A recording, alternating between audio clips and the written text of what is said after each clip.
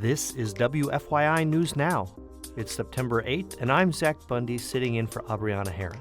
On today's show, a new treatment facility for substance use opens in Indianapolis. Hundreds of Indianapolis students gather to rally for gun safety reform. And former Indianapolis Colts owner Jim Irsay is honored at the home opener. As much as we will miss our dad, we know he'd want us to look forward, to win games and to make our horseshoes shine. And that's exactly what we're going to do. Those stories coming up, but first. A controversial project to build a new Google data center on the city's southeast side could face a final challenge tonight.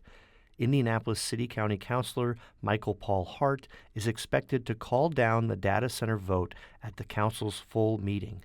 A growing number of councilors have said they will now vote against zoning approval for the data center after months of public meetings and feedback.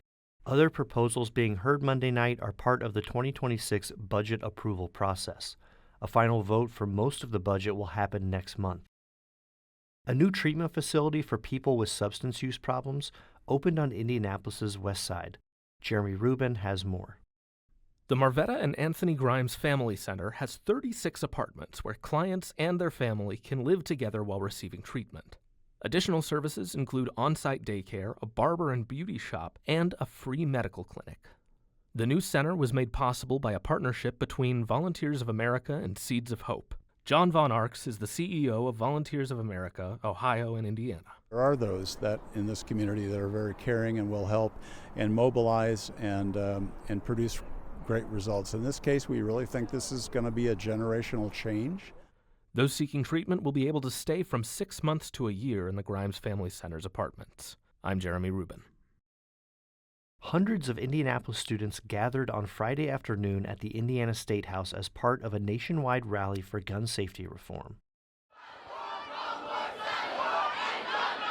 The protest was organized by Students Demand Action in response to the recent school shooting at Annunciation Catholic Church in Minneapolis, Minnesota.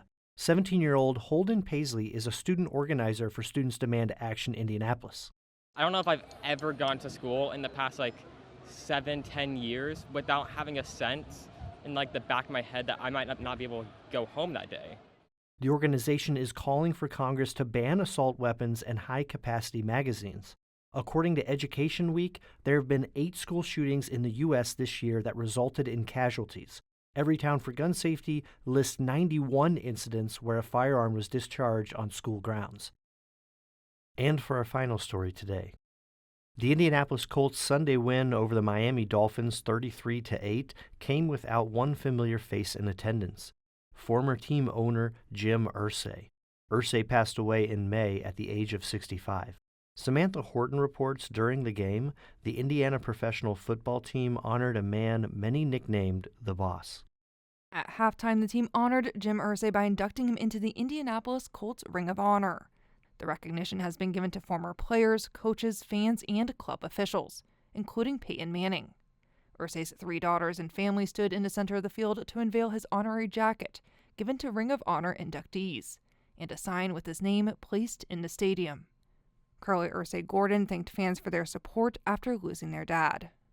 As much as we will miss our dad, we know he'd want us to look forward, to win games and to make our horseshoes shine. And that's exactly what we're going to do.